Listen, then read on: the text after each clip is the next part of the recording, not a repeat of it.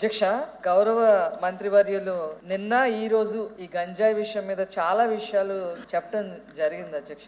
గంజాయి తాగిన తర్వాత వాళ్ళు తీసుకున్న తర్వాత వాళ్ళని పట్టుకొని వాళ్ళని మేము జైల్లో వేసాము, పోలీస్ స్టేషన్ లో పెట్టాము, దీని మీద సమీక్ష చేస్తున్నాము అని చెప్తున్నారు అధ్యక్ష. అసలు అలా కాకుండా దీని మూలాలు ఎక్కడి నుంచి వస్తున్నాయి?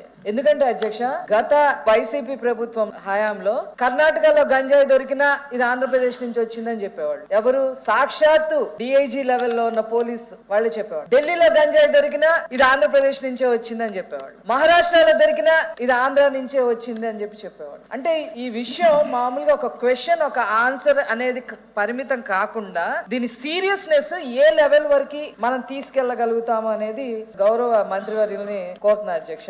మనకి లాస్ట్ గవర్నమెంట్ లో సరైన ఉద్యోగాలు లేక, చదువుకొని ఉద్యోగాలు లేక ఇళ్లలో ఉండేవాళ్ళు ఈ మత్తు పదార్థాలకి బానిస అయిపోయి, నిరాశ నిస్పృహలకి ఎక్కువైపోయి మత్తు పదార్థాలకు బానిసలు అవడమే కాదు అధ్యక్ష, తల్లిదండ్రులకి సమాధానం కూడా చెప్పుకోలేక 4 సంవత్సరాల్లో 1745 మంది యువత ఆత్మహత్య చేసుకున్నారంటే వాళ్ళ మీద ఎంత మెంటల్ ప్రెషర్ పడి ఉంటుందో ఒకసారి ఆలోచించుకోవాలి. అంటే ఇంచుమించుగా బాగా చదువుకొని బీటెక్లు చేసుకొని, ఎంటెక్లు చేసుకొని, ఎంసీఏలు చేసుకొని ఆఖరికి మంచి మంచి పొజిషన్స్ లో ఉండాల్సిన యువత కూడా ఉద్యోగాలు లేక అల్లాడిపోయి డ్రగ్స్ కి బానిస అయిపోయి తల్లిదండ్రులకి మొహం చూపించుకోలేక ఆత్మహత్యలు చేసుకున్న పరిస్థితి కూడా కనిపించదు అధ్యక్ష. విషయం ఏంటంటే చాలా మంది అధ్యక్ష, ఇంచుమించుగా చెప్పాలంటే అప్పుడున్న సిచ్యువేషన్స్ ప్రకారం వీలైతే డిపార్ట్మెంట్ దగ్గర కూడా ఉంటది అధ్యక్ష. విశాఖపట్నం, తూర్పుగోదావరి ఏజెన్సీ ప్రాంతాల అధ్యక్ష సుమారుగా 15,000 ఎకరాల్లో గంజాయి సాగు జరుగుతుందని అఫీషియల్ గా వచ్చిన ఇన్ఫర్మేషన్ అధ్యక్ష. అది కూడా ఏంటంటే కొంతమంది రాజకీయ నాయకులు, పాత గవర్నమెంట్ లోని వైఎస్ఆర్సీపీ నాయకులు అవనండి, వాట్ ఎవర్ ఇట్ మేబీ, కొంతమంది రాజకీయ నాయకులు ఇన్వాల్వ్మెంట్ తో అది జరుగుతుంది. 15,000 ఎకరాల్లో గంజాయి సాగు జరుగుతూ ఉంటే పోలీస్ డిపార్ట్మెంట్ ఇంత నిఘా వ్యవస్థ ఉంచుకొని, ఇంత డ్రోన్ సిస్టమ్ ఉంచుకొని, ఇంత సీసీ క్యామ్ సిస్టమ్ ఉంచుకొని ఎందుకు ఆ రోజు మనం